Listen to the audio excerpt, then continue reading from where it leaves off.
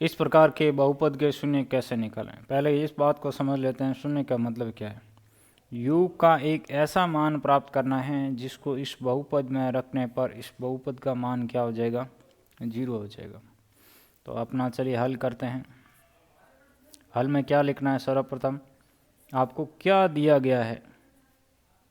आपको 4u² + 8u एक बहुपद दिया हुआ है, एक पॉलिनोमियल गिवन है आपको, ठीक है। अब हमें इसके क्या करने हैं? गुणनखंड करने हैं। शून्य ज्ञात करने के लिए क्या करना पड़ेगा? हमें गुणनखंड ज्ञात करना पड़ेगा।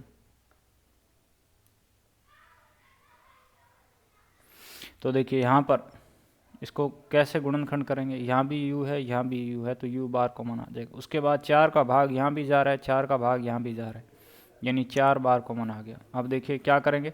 4 का 4 में भाग दिया, 1 आ गया। u का u² में भाग दिया, u आ गया।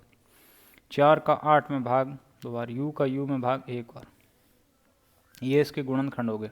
अब हम आगे क्या लिखेंगे? शून्य के लिए क्या करेंगे? मैंने क्या बोला आपको?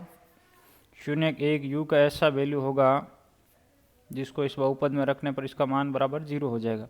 तो हम यहाँ पे शून्य के लिए पहले ही मान लेते हैं कि बहुपद क्या है आपका?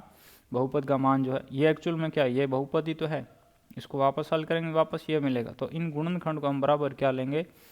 0 मान लेंगे, ठीक है। क्यों मानेंगे 0?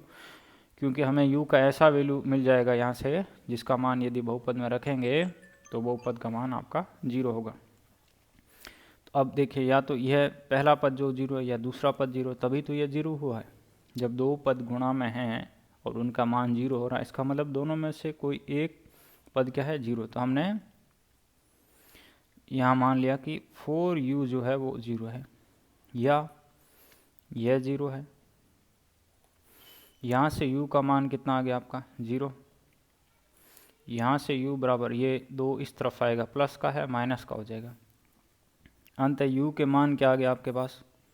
u बराबर 0 तथा u बराबर -2। तो हम लिख देंगे अंत बहुपद के शून्य, यही शून्य का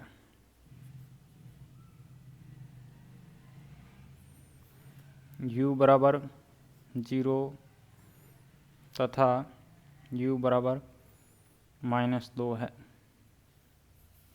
ओके, तो आप समझ गए। इस तरीके से हमने इसका आसानी से अपना हल प्राप्त किया है।